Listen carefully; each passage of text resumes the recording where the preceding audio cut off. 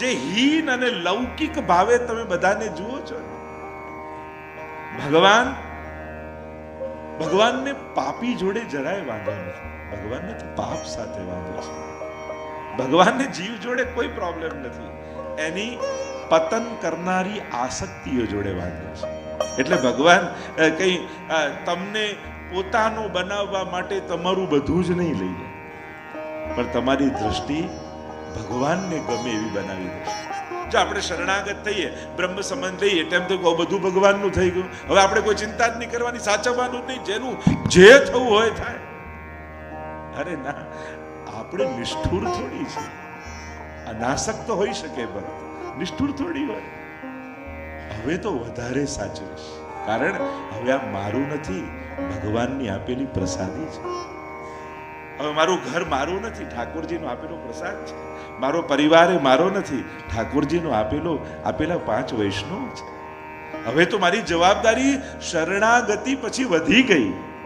જો આપણી વસ્તુ હોય ને તો આપણે કેર ન કરી, પણ કોઈ કહે જો આ ઠાકોરજીનું જો સાચવજે, એટલે આપણે હાથમાં લઈને સાચવીને ભરીએ, ઠાકોરજીનું છે, ઠાકોરજીનું છે. એમ સમર્પણ પછી વ્યક્તિ વધારે જવાબદાર બની જાય છે, કારણ હવે તો પ્રભુનું આપેલું છે, ઠાકોરજીનું છે. એટલે કે જ્યારે સંસારમાં રહેવાની દ્રષ્ટિ ઉત્તમ બની જાય છે, ત્યારે સંસારમાં રહેવાનો આનંદ બદલાઈ જાય છે. આપણી લૌકિકતા અને આપણી હીન દ્રષ્ટિ ભગવાનના બનાવેલા સંસારનો આનંદ માણવા દેતી નથી. આપણને એવું લાગે કે સંસારમાં રહીને સંસાર માણીએ ના, આપણે તો અફસોસ જ કરીએ છીએ. અને જ્યારે જો ઉત્તમતા તો પુસ્તકોમાં હોય. આપણી તકલીફ શું છે? ઉત્તમતાને શોધવામાં મળેલા લોકોનો આનંદ માણવાનું ભૂલી જઈએ છીએ, ગુમાવી દઈએ છીએ. ઓહો, પિતા તો આવા હોય, માતા તો આવી હોય, પત્ની તો આવા હોય, દીકરો તો આવો હોય, ભાઈ તો આવો હોય. હવે ચોપડીમાં વાંચેલું ગોતવા નીકળશો ને, એક દીકરાને એક છોકરાને નિબંધ આવ્યો પપ્પા વિશે, એને ચોપડીમાં વાંચ્યું તો મારા ઘરે રહે છે કોણ છે? આમાં તો પપ્પા આવા હોય, આમાં તો દીકરો આવો હોય. તો ચોપડીમાં લખેલા માણસો ગોતવા નીકળશો ને તો ચોપડી સિવાય બીજે ક્યાંય નહીં મળે. લિમિટેશન સમજો માણસ. આપણા બધાની સીમા છે. આપણે ઉત્તમ બનવાના પ્રયાસ કરીએ છીએ, પણ 24 કલાક ઉત્તમ રહી શકતા નથી. ઉત્તમતાની ક્ષણો હોય, શ્રેષ્ઠતાની અવસરો હોય, પણ શ્રેષ્ઠ પરિવાર એને જ કહેવાય જ્યાં પ્રેમ પણ હોય, ઝઘડો પણ હોય, વિરોધાભાસ પણ હોય, સહયોગ પણ હોય, સહકાર પણ હોય. આ બધું જ ભેગું મળીને એક પરિવાર બને છે. શ્રેષ્ઠ પરિવાર એટલે એમાં થોડું હોય કે પતિ આવે એટલે કે આવો નાથ પધારો, બિરાજો, આપના માટે ભોજન તૈયાર. પેલો ગભરાઈ જાય, આજે કંઈક મોટું થવાનું છે ચોક્કસ. આટલું બધું માન, ત્યાં તો એમ જમી લો નહીં તો ઠંડુ થઈ જશે, પાછું ગરમ નહીં કરું. ઘરે તો આવું જ હોય ને. તો માણસની સીમાઓ છે, અને એ સીમાઓને નહીં સમજો, અને ધર્મક્ષેત્ર પણ જો માનવની સીમાને નહીં સમજે, અને એ ઉત્તમ હોય તો જ એનો સ્વીકાર, એવી શરત જો ભગવાન પણ રાખે ને, તો ભગવાને વૈકુંઠમાં એકલો જ રહે. પછી તો ઉત્તમતા તો ભગવાન પ્રદાન કરે છે. માણસ દોષોને સ્વીકારી ભગવાનના થવાનો સંકલ્પ કરે છે, અને પ્રભુને લાયક તો પ્રભુ જ બનાવ્યું છે. અને એટલા માટે દશમ સ્કંદની આ નિરોધ લીલામાં મહાપ્રભુજી આજ્ઞા કરે છે સુબોધમાં, સ્વભાવ સંજ્ઞતા ભાવો ન વૈ શક્ય કથમ ચન અતસ ત્રિવિધ જીવેશુ ત્રિવિધા ભગવત કૃતિ. મહાપ્રભુજી સ્વીકારે છે કે જીવ એનો સ્વભાવ બદલી શકતો નથી.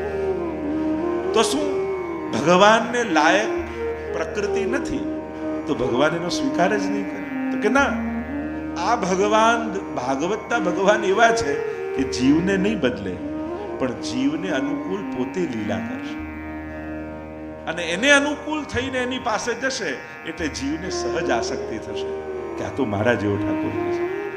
અને ભક્તો 3 પ્રકારના છે, તામસ, રાજસ, સાત્વિક. એટલે ભગવાન તામસ લીલા કરશે, ભગવાન રાજસ લીલા કરશે, અને ભગવાન આવી તામસ લીલા કરે, તામસ ભક્તને શું થાય? આ તો મારા જેવો ઠાકોરજી છે, તુરંત ભગવાનમાં પ્રેમ થાય. આ તો અમારા જેવો ઠાકોરજી, તો રાજસ લીલા કરે તો રાજસ ભક્તનો નિરોધ થાય. તો નિરોધની વ્યાખ્યા છે પ્રપંચની વિસ્મૃતિ. અહીંયા પ્રપંચ એટલે અમતા મમતા રૂપી સંસાર, એને છોડવાનો નથી, એને વિસ્મૃત કરવાનો છે. કે ભગવાનમાં એવી આસક્તિ થઈ જાય કે જેમ પેંડો ખાઓ ને પછી ખાંડ નાખેલું દૂધ પીવો ને તો એ ફીકું જ લાગે, એમ જ્યારે ભગવાનમાં આનંદ લાગવા લાગે ને ત્યારે આપમેળે સંસારની આસક્તિ ઓછી થવા લાગે. એમ થાય કે અહીંયા જે આનંદ છે એવો આનંદ તો બીજે ક્યાંય નથી. આને જ મહાપ્રભુજીએ નિરોધ લીલા કરી. આપણે ત્યાં તો વાર્તા સાહિત્યમાં કેટલા રાજા આસ્કરનદાસજીની વાર્તા આવે છે. યુદ્ધના મેદાનમાં પણ માનસી સેવા ચાલી રહી છે. ચેતસ્તત પ્રવણમ સેવા. મહાપ્રભુ તો સેવાની વ્યાખ્યા છે ચિત્ત પ્રભુમાં પરોવાવું, એનું નામ જ છે. અને ત્યાં કઢીનો ડબરો, અને પ્રસિદ્ધ કથા છે ને કે ઘોડાને ઠોકર વાગી અને એમને એમ થયું કે મારો કઢીનો ડબરો ઢોળાયો માનસી સેવા, અને યુદ્ધના મેદાનમાં એમના કપડા કઢીવાળા થઈ ગયા. ઇતિહાસ એમ લખે છે. અનેક અનેક વાર્તા પ્રસંગોમાં તમે જુઓ. અને આ પરસ્પર છે. જે ક્ષણે તમને એમ થશે ને કે પ્રભુ હવે આપના વગર નહીં ચાલે, મારે આપની જરૂર છે, આપનાથી કાંઈ જોઈતું નથી, એ જ ક્ષણે પ્રભુને પણ એમ થશે મને પણ હવે તારા વગર નહીં ચાલે, મને હવે તારી જરૂર છે, તારાથી કાંઈ જોઈતું નથી. આ પરસ્પરનો નિરોધ છે. જે દિવસે જીવને એમ થાય હવે પ્રભુ વગર નહીં જીવાય. જો પ્રભુ મળતા કેમ નથી એનું એક જ કારણ છે, આપણને એના વગર ચાલી જાય છે. જે ક્ષણે એમ થશે ને હવે એના વગર નહીં જીવાય, એ જ ક્ષણે તમારી સામે પ્રગટ થઈ જશે. આપણે ચલાવી લઈએ છીએ તો ચાલે છે. જે ક્ષણે આપણને એમ થાય કે હવે નહીં ચાલે. અને કેટલા કેટલા ભક્તોને આપણે શેઠ પુરુષોત્તમ દાસના દીકરા ગોપાલદાસની વાર્તા આવે છે. આખો દિવસ મદન મોહનલાલની સેવા કરે, થાકે એટલે નિજ મંદિરના ઉંબરે માથું રાખીને સૂઈ જાય રાતના. પણ પ્રભુ વગર એક ક્ષણ રહી ન શકે એટલે બૂમો પાડે અડધી રાતના, હે મદન મોહનલાલ, હે મદન મોહનલાલ. અને અંદરથી ઠાકોરજી અવાજ લગાવે કે હા શું છે ગોપાલદાસ. ઠાકોરજીને હાથ જોડીને વિનંતી કરે કે જયરાજ મને તો બોલવાની આદત પડી ગઈ છે, આપ કેમ જાગો છો? ઠાકોરજી કે મને જવાબ આપવાની આદત પડી ગઈ છે, તું મારા વગર નથી રહી શકતો તો મને પણ તારા વગર ગમતું નથી. આ તો પરસ્પરનો નિરોધ છે. જે દિવસે આપણને એમ થશે કે પ્રભુ વગર નહીં રહેવાય, એ જ ક્ષણે પ્રભુને પણ. ગજનદાવની વાર્તા આવે છે કે અક્કાજી પાન લેવા મોકલ્યા, બીડા લેવા મોકલ્યા, અને નવનીત પ્રિયાજીની આગળ રાજભોગનો થાળ પડ્યો છે. કાની આપી કે હવે આરોગો, પણ કહ્યું કે મારો ગજ્જન ગયો છે, એના વગર મને ભૂખ નથી લાગતી. એ આવીને જ્યારે મને એમ કહે કે પ્રભુ આરોગો, ત્યારે જ મને ભૂખ લાગે. અને ત્યાં એમને એવો વિરહ થયો કે મૂર્છિત થઈને પડી ગયા. ત્યારે મહાપ્રભુજીને ખબર પડી, ત્યારે કહ્યું અક્કાજીને કે ગજ્જનને ક્યારે ઠાકોરજીથી અલગ ન કરતા, કારણ કે એના વગર નવનીત લાલને ગમતું નથી. આ પરસ્પરનો નિરોધ છે. આ કથાનો વિષય છે. દશમસ્કંદની કથા આ નિરોધ લીલા છે કે જ્યાં પ્રભુ પ્રતિપલ પ્રપંચની વિસ્મૃતિ કરાવશે ભક્તો. એ છેક નંદ મહોત્સવ થી લઈ રાસોત્સવ, આખી વ્રજના બધા ઉત્સવ ને છેક દ્વારિકા લીલા સુધી લક્ષ્ય એક જ છે, મારો જીવ એનું મન મારામાં લાગે. જો ઇન્વેસ્ટ એવી જગ્યાએ કરાય જ્યાં ઉગી નીકળવાનું. તમને ખબર હોય કે અહીંયા મારા પૈસા જવાના જ છે, ત્યાં કોઈ દિવસ ઇન્વેસ્ટ કરો તો પૈસા તો બહુ સાધારણ બાબત છે, પણ આપણી મન અને બુદ્ધિ આપણે ક્યાં ઇન્વેસ્ટ કરીને બેઠા છે એની ચિંતન આપણે કરવાનું છે. એટલે હું તો ઘણી વાર કહું, કોઈ ગાડી બગાડી જાય નુકસાન નથી, કોઈ ઘર બગાડી જાય નુકસાન નથી, કોઈ પૈસા બગાડી જાય નુકસાન નથી, કોઈ કપડાં બગાડી જાય નુકસાન નથી, પણ કોઈ મન બગાડી જાય એ બહુ મોટું નુકસાન છે. કોઈ બુદ્ધિ બગાડી જાય ને બહુ મોટું નુકસાન છે. અને એટલા માટે સદાય સાવધાન રહેવું. ગમે તેટલો મોટો માણસ હોય, ભણેલો ગણેલો હોય, પ્રતિષ્ઠિત વ્યક્તિ કેમ ન હોય, પણ એના સંગથી જો બુદ્ધિ બગડે એવું લાગે ને તો થોડાક દૂર સરકી જાય, કારણ કે ફાયદો નહીં કરાવે, એ આપણું સૌથી મોટું જીવનનું નુકસાન કરાવનાર. ઘણીવાર આપણને લૌકિક સામર્થ્ય જોઈને આપણે આકર્ષિત થઈ જઈએ છીએ. અરે ના, ઠાકોરજી તમારી સાથે હશે. જો અરે પાંડવોનું વિજય ક્યારે લખાય? જ્યારે ભીષ્મ મર્યા ત્યારે, દ્રોણ મર્યા ત્યારે ના, ભગવાને નક્કી કર્યું ને કે હું પાંડવો ભેગો રહીશ, એ જ સમયે પાંડવોના ભાગ્યમાં વિજય લખાઈ ગયો. કેમ કે યત્ર યોગેશ્વરઃ કૃષ્ણ યત્ર પાર્થો ધનુર્ધરઃ તત્ર શ્રી વિજયો ભૂતિર ધ્રુવા નિતિર્મતિર્મમ. જ્યાં ભગવાન હોય છે ત્યાં જ વિજય હોય છે. સફળતાની વ્યાખ્યા આપણે અનેક રૂપે કરતા હોઈએ છીએ, પણ વૈષ્ણવી જીવનની સાર્થકતા શું છે? જો વૈષ્ણવી જીવનને બે શબ્દોમાં જો વચ્ચે મૂકી આખું કે આપણી શરૂઆત જીવનની ક્યાંથી થાય કે 1.5 મહિનાનું બાળક થાય એટલે ગુરુજન પાસે લઈ જઈએ અને શ્રી કૃષ્ણ શરણમ મમ એના કાનમાં બોલે, ત્યાંથી એની યાત્રા શરૂ થાય અને એની માલા પહેરાવણી હોય અને સર્વ વૈષ્ણવને આ ફલાણાના જય શ્રી કૃષ્ણ આટલું બોલાય ત્યાં સુધી એની યાત્રા છે. જન્મ એક વ્યક્તિ તરીકે આપણે લઈએ છીએ, પણ મરણ તો એક વૈષ્ણવનું જ થવું જોઈએ.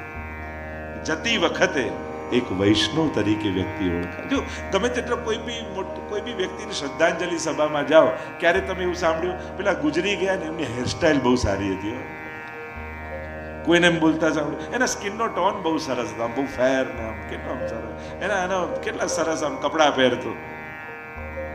માણસના શરીરને યાદ નથી કરાતો, એના ગુણોને જ યાદ કરાતા હોય છે. હું તો કહું દરેક વ્યક્તિ વિચારું તમે નહીં હો ત્યારે તમારા પછી તમને કઈ બાબતે ઘરના લોકો યાદ કરશે. જો આજે પણ વૈષ્ણવતાની વાત આવે તો આપણે કેવા આપણા વડીલોને યાદ કરીએ કે ખરેખર કેવા વૈષ્ણવ હતા. શું આવી પ્રેરણા આપણે આપણા વંશજોને આપીને જઈએ એમ છીએ? બસ ચિંતન આપણે તો આપણી જાતનું જ કરવાનું છે. આપણે આપણો ઉદ્ધાર સાધી લઈએ ને એ સૌથી મોટી સફળતા છે, એ જ સૌથી મોટી સાર્થકતા છે. એટલે ઘણીવાર અમુક ઉંમર થાય ને એટલે પછી ઘણા લોકોને બાળકોની બહુ ચિંતા છે, આ કરે પેલું ભક્તિ કરે આ સુધરે. એટલા બધા પણ ચિંતામાં ન પડી જતા કે તમે તમારું ઘર પણ બગાડી લો. અને દીકરાના એક દિવસ કરતા બાપુજીનો એક દિવસ વધારે કિંમતી છે. અને જે વસ્તુ ઓછી હોય એ વધારે કિંમતી હોય. એની પાસે હજી ઘણો સમય. માણસને બદલતા એક ક્ષણ લાગે છે. એટલે કેવા ક્યારે એવા અવિશ્વાસ નહીં જીવવું કે આ તો ક્યારે માનવાનો જ નથી. મેં તો ઘણા નાસ્તિકોને ક્ષણમાં આસ્તિક થતા જોયા છે. ભગવાનના અસ્તિત્વ પર જે પ્રશ્નાર્થ કરતો હોય એવા ઘણાને જોઉં છું કે આજે સખડી ભોગ ધરીને લે છે. એટલે બદલાતા કઈ વાર નથી લાગતી હો માણસને, ક્ષણોના આ તો ખેલ હોય છે. તો નિરોધ લીલાની જે ચર્ચા કરી રહ્યા છીએ કે પ્રભુ જ્યારે ચિત્તમાં નિરુદ્ધ થઈ જાય એટલે કે પ્રપંચની વિસ્મૃતિ કરાવી દે પછી તો જિત દેખો તિત શ્યામમયી હૈ, શ્યામ યમુના શ્યામ ગોવર્ધન શ્યામ ગગન ગન ઘટા છઈએ. એના વર્ણાંગી રૂપ મારી આંખે અંજાય. જ્યાં જો બે પ્રકારના વ્રજવાસી હોય. આ તો વ્રજવાસી બનવાની કથા છે. એક જે વ્રજમાં જઈને વાસ કરે અને બીજા એ જેના હૃદયમાં વ્રજ વાસ કરતું હોય. આપણે ભલે અમદાવાદમાં રહેતા હોઈએ પણ જ્યારે ઠાકોરજીને જગાઈએ ત્યારે એમ લાગે કે અત્યારે અમદાવાદના કોઈ ફ્લેટમાં નથી પણ આપણે ગોકુલની ગલીઓમાં ઊભા છે કે જ્યાં ઠાકોરજી વિહાર કરી રહ્યા છે અને યશોદાજીની જોડે ઊભા રહીને આપણે ઠાકોરજીની સેવા પહોંચી. જેને ભક્તિ માનંદ એને સઘળે વન રાવણ. જેને ભક્તિ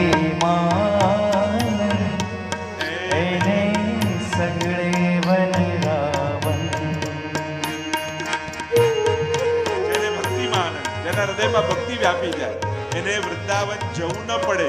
એ જ્યાં મસ્તક નમાવે ત્યાં ઠાકોરજી પ્રગટ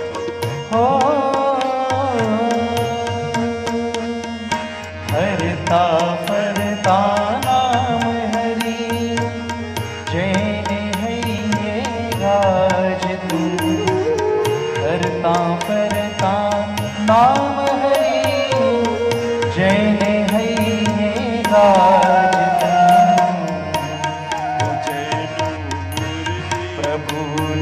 વિશ્વાસે જીવન એને સગળે વન રાવણ. પ્રભુના વિશ્વાસે જીવન એને સગળે વન રાવણ. તેના હૃદયમાં ભાવ પ્રગટ થઈ ગયો. એટલે જ આપણે ત્યાં મહાપ્રભુજી ઠાકોરજી ઘરે પધરાવી આપણા ઘરને વ્રજ બનાવ્યા. તો આ નિરોધ લીલા પ્રપંચની વિસ્મૃતિ પૂર્વક ભગવદ આસક્તિ નિરોધ 90 અધ્યાયમાં દશમ સ્કંદની કથા ગાવામાં આવી. 3 અધ્યાય મહાપ્રભુજી પ્રક્ષિપ્ત માન્યા. પ્રક્ષિપ્ત એટલે 12મો, 13મો અને 14મો અધ્યાય. આ 3 અધ્યાયમાં જેમાં બ્રહ્માજીને મોહ થયો એ જે લીલા છે. કારણ કે આ કલ્પના પ્રારંભમાં જ ભગવાને બ્રહ્માજીને વચન આપ્યું છે કે તમને મારી લીલામાં ક્યારે મોહ નહીં થાય. અને અહીંયા બ્રહ્માજીના મોહની કથા આવી એટલે મહાપ્રભુજીએ બીજા પણ અનેક કારણો આપ્યા છે. તતશ્ચ પૌગંડ વયશ્રિતૌ વ્રજે, એ શ્લોકમાં વિરામ પામે અને પાછો જે શરૂ થાય તો એ પાછું તતશ્ચ પૌગંડ, એટલે કે 6 થી 11 વર્ષની અવસ્થા પૌગંડ લીલા, અને એ લીલાથી શરૂ થાય છે. ઘણા બધા પ્રમાણો છે, હમણાં એમાં ચર્ચામાં આપણે નથી જતા, પણ એ 3 અધ્યાય પ્રક્ષિપ્ત માન્યા. મંગલાચરણ સુબોધનીજીમાં શ્રી મહાપ્રભુજી કરતા આ 87 અધ્યાયનું સ્મરણ કરે. જો મહાપ્રભુજીએ 7 પ્રકારે ભાગવતના અર્થોનો એકાર્થ કરીને સમજાવ્યો છે. એટલે કે ભાગવતજીને 7 રીતે મહાપ્રભુજી સમજાવે છે. શાસ્ત્રે, સ્કંધે, પ્રકરણે, અધ્યાયે, વાક્યે, પદેક્ષરે એકાર્થ સપ્તધા જાનન અવિરોધેન મુચ્યતે. શાસ્ત્રે કે આ શાસ્ત્રનો અર્થ શું, ભાગવત શું છે. સ્કંધે એક સ્કંદનો અર્થ બતાવ્યો કે આ સાધન લીલા, આ અધિકાર લીલા, આ સર્ગ લીલા, આ વિસર્ગ લીલા. એનો અર્થ બતાવ્યો કે અધિકાર શું છે, કોણ ઉત્તમ અધિકારી, કોણ મધ્યમ, કોણ કનિષ્ઠ. સાધન લીલા શું છે, એમ એક સ્કંદનો અર્થ. શાસ્ત્રે, સ્કંદે, પ્રકરણે જુદા જુદા પ્રકરણો બતાવ્યા કે એ જ અધ્યાયને, એ જ સ્કંદને જુદા જુદા પ્રકરણના વિભાગ કર્યા. એમ 7 પ્રકાર. શાસ્ત્રે, સ્કંદે, પ્રકરણે, અધ્યાયે, વાક્યે, પદે, અક્ષરે. અક્ષરના અર્થ મહાપ્રભુજીએ 2 ગ્રંથોમાં, સુબોધનીજી અને ભાગવતાર્થ પ્રકરણ, આ બંને મળી 7 પ્રકારથી અર્થ કર્યા. તો એમાં હું વિસ્તારમાં નથી જતો, પણ પ્રકરણે બતાવ્યું. એટલે કે તમે જે મંગલાચરણમાં બોલો છો ને શ્લોક, ચતુર્ભિશ્ચ ચતુર્ભિશ્ચ ચતુર્ભિશ્ચ ત્રિભિસ્તથા ષડભી વિરાજતે યૌસૌ પંચધા હૃદયે મમ. આ એક શ્લોક બોલો છો ત્યારે એમાં આખું દશમ સ્કંદ આવી જાય છે. જો મંગલાચરણ જ્યારે આપણે કરીએ ને, પહેલો શ્લોક બોલીએ ત્યારે મહાપ્રભુજીને યાદ કરવા. ચિંતા સંતાન હંતારો, એ મહાપ્રભુજીની ચરણ રેણુ કેવી છે, આપણી સમગ્ર ચિંતાઓનો નાશ કરતા. બીજો તમે શ્લોક બોલો, યદનુગ્રહતો જંતુ સર્વ દુઃખાતિગો ભવે, ત્યારે ગોપીનાથજી અને ગુસાઈજીને યાદ કરવા. અજ્ઞાન તિમિરાંધસ્ય, ગુરુજનને યાદ કરવા. અને આ 2 શ્લોક નમામિ હૃદયે શેષે અને ચતુર્ભિશ્ચ ચતુર્ભિશ્ચ, ત્યારે દશમ સ્કંદની સમગ્ર લીલાઓનું સ્મરણ કરો. ત્યારે એ શ્લોક બોલતા બોલતા ઠાકોરજીની સમગ્ર લીલાઓનું સ્મરણ કરવું છે. કારણ કે આ એક શ્લોકમાં આખું દશમ સ્કંદ સમાયેલું છે. સંક્ષિપ્તમાં તમને સમજાવું, થોડું કદાચ કઠિન થઈ જાય એટલે બહુ ઊંડાણથી વિસ્તાર નહીં કરું, સરળતામાં સમજાય રીતે વાત. ચતુર્ભિશ્ચ ચતુર્ભિશ્ચ એટલે કે 4 4 4 3 અને 6, આમ પંચધા 5 પ્રકારે મારા હૃદયમાં બિરાજો. એ શ્લોકમાં બોલો છો 4 4 4 શું છે, તો કે પહેલા 4 અધ્યાયમાં ભગવાનના જન્મની કથા છે. એને મહાપ્રભુજીએ નામ આપ્યું જન્મ પ્રકરણ. જો મહાપ્રભુજીની વાણી સમજવી જોઈએ. ઘણી વાર બધા કે સહેલું કહો સહેલું કહો સહેલું કહો, આ બહુ સહેલાની શોધમાં ઘણી વાર રસ્તો ભૂલાઈ જાય. એના કરતા ગુરુજનને એમ કેવું, સાચું કહો સાચું કહો સાચું કહો. જે સહેલું ગોતતા હોય ને એ જલ્દી મંજિલે ન પહોંચે. જે સાચું સાંભળવાની તૈયારી રાખે એને જલ્દી રસ્તો મળે. એટલે સહેલાની, હા આપણે સમજી શકીએ છીએ કે અત્યારના સમયમાં બહુ અધ્યયન અને બહુ પેલું ન હોય એટલે આપણને એમ લાગે કે સંસ્કૃતમાં જે હોય બધું અઘરું છે, એવું ન હોય. આપણને ભાષા નથી આવડતી, જેને ઇંગ્લિશ ના આવડતી હોય એ ઇંગ્લિશમાં જે પણ બોલો એ અઘરું જ લાગે. તો આ બધું કઠિન નથી, લેંગ્વેજ પ્રોબ્લેમ છે. એટલે જ્યારે આપણે થોડુંક સમજીએ તો આપણને ખ્યાલ આવવા લાગે ને. નહીં સાંભળીએ તો સમજાશે નહીં. ક્યારેક થોડું સાંભળીશું તો ક્યારેક થોડું સમજમાં આવશે. તો પહેલું 4 અધ્યાય એ જન્મની કથા છે, એટલે મહાપ્રભુજીએ નામ આપ્યું જન્મ પ્રકરણ. પછીનું ચતુર્ભિશ્ચ એટલે કે તામસ ભક્તોની કથા આવશે, એટલે કે ભગવાન તામસ લીલા કરશે, એટલે એ ચતુર્ભિશ્ચને કહેવાય તામસ પ્રકરણ. એમાં પાછું પ્રમાણ, પ્રમેય, સાધન અને ફલ ઉપર પ્રકરણ છે, એમાં વિસ્તાર નહીં કરું. દરેકના 7 અધ્યાય એટલે 7 ચોક 28 એટલે 28 અધ્યાયનું તામસ પ્રકરણ. પાછું ત્રીજું ચતુર્વિશ છે એટલે રાજસ લીલા કરી રાજસ ભક્તોનો નિરોધ કરશે. તે 28 અધ્યાયનું ત્રીજું ચતુર્વિશ છે. ત્રિભિહી, હવે આવ્યું સાત્વિક પ્રકરણ. સાત્વિક ભક્તોમાં સહજ ભક્તિ હોય, એને પ્રમાણની જરૂર ન હોય, એને લોજિક ના આપવા પડે કે આમ છે એટલે ભગવાનને માન, આમ છે એટલે ભગવાનને માન. એને પ્રમાણની જરૂર ન હોય. એટલે પ્રમેય, સાધન અને ફલ દરેકના 7 અધ્યાય એટલે 21 અધ્યાયનું સાત્વિક પ્રકરણ. ત્રિભી અને ષડભી ભગવાનની કથા છે. તો ભગવાન કોને કહેવાય? ધનવાન કોને કહેવાય? જેની પાસે ધન હોય ધનવાન, તો જેની પાસે ભગ હોય ભગવાન.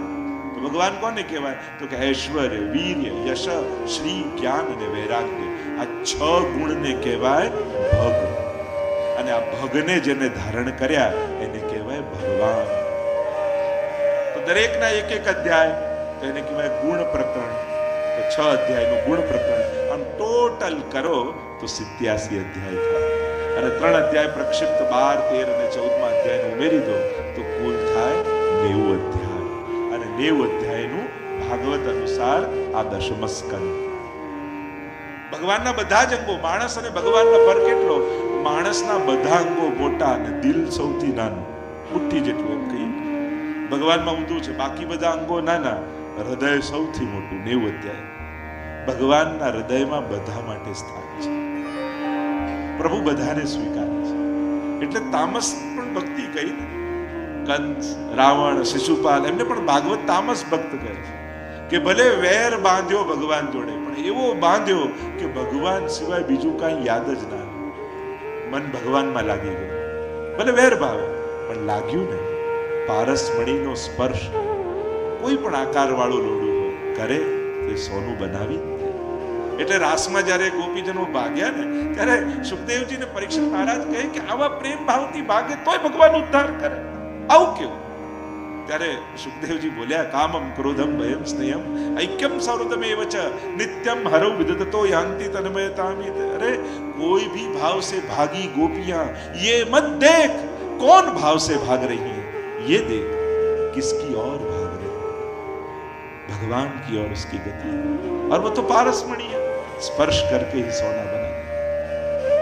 भगवान तरफ जीवनी गति दरेक वखते. अरे मंदिरे पण जઈએ, ભગવાન આગળ બેઠા હોઈએ ત્યારે પણ આપણું મન ક્યાં ભગવાનમાં હોય છે?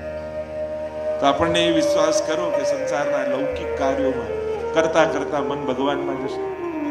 હું તો એમ જ કહું, રોજ મંગળાના દર્શન કરવા જાઓ ને ત્યારે મન ભગવાન આગળ જમા કરી નીકળો કે પ્રભુ આ સાચું, સંસાર માટે તો તે બુદ્ધિ આપી છે, કામ કરીને આવું. અને શયનના દર્શન કરવા જાઓ ને ત્યારે ભગવાન પાસે પુષ્ટ થયેલું મન પાછું માંગી અને પછી જવું. હું તો ઘણી વાર કહું, મંગળાના દર્શન એટલે આશીર્વાદ માંગવાનો સમય. પ્રભુ એવા આશીર્વાદ આપો કે આખો દિવસ આપને ગમે એ રીતે કાઢો, આપને ન ગમે એવું કોઈ કામ મારાથી ન થાય. અને શયનના દર્શન એટલે આભાર માનવાનો સમય. પ્રભુ આજે આખો દિવસ એવો ગયો, એવું મારાથી કાંઈ ન થયું કે જે આપને ન ગમતું હોય. આપનો ખૂબ આભાર. જો એક છે ભગવાનના કળામાં રહેવું, એક છે ભગવાનની સેવામાં રહેવું. હવે ભગવાનની સેવામાં રહે તો બળભાગી, ભગવાનના કળામાં જીવે તો સૌભાગ્યશાળી. આ બંને નથી કરી શકતા તો કમથી કમ ભગવાનની નજરમાં તો રહો.